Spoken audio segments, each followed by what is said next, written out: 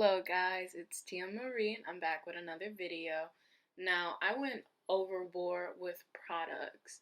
All I really used were those pliers that you see, obviously all of the little decorative stuff, and then that was it. Just that. Okay, so I have my tools, not very organized, and my two jeans that are already distressed. So I think for these, I'm going to do the chains and like this crap. And I think for this one, I'm gonna make these holes bigger and then do the toolie to make them all sparkly. So hopefully this goes how I want it to, but here we go.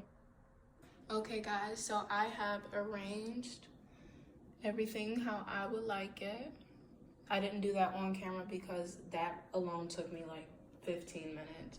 So I'm gonna show you how I'm going to install each and every one of these. I might do a little bit different.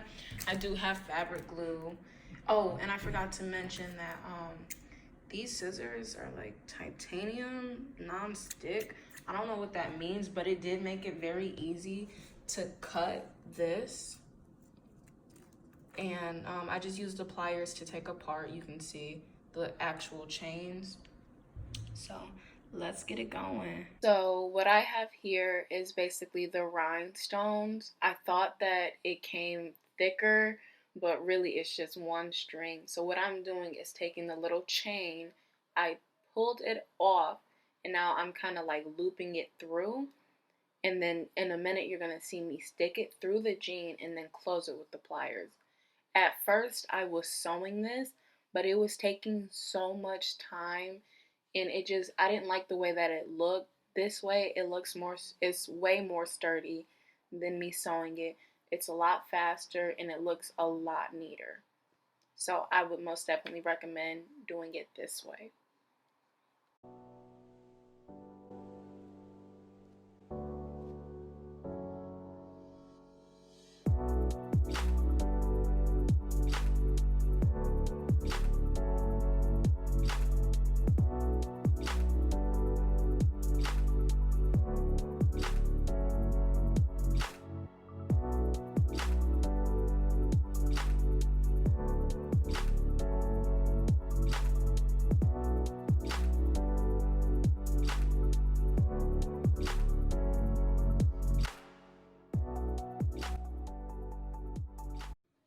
Okay, in this part, I'm actually showing you how I take the chain off of the loop. Sorry, I'm getting discombobulated. And it actually makes this popping sound. But I don't know what this little twisty thingy is called. I got it because it was cute. But I basically slide the circle onto it because it fits perfectly, luckily. And once I get that on, I'm going to do the same thing that I did for the rhinestone chain, is kind of slide it in and then push it through the jean material and then close it with the pliers. This makes it look uniform for all of the things. I keep saying things because I really don't know the names of them. I was just in the store picking up stuff. Like, oh, this looks cute, so let me try that. And now I'm doing my voiceover, and I have no clue what these products are called. So I'm gonna have to look them up and put them in my description so that you guys can know where to get it from. But majority of the stuff I did get from Michaels. Yes, from Michaels.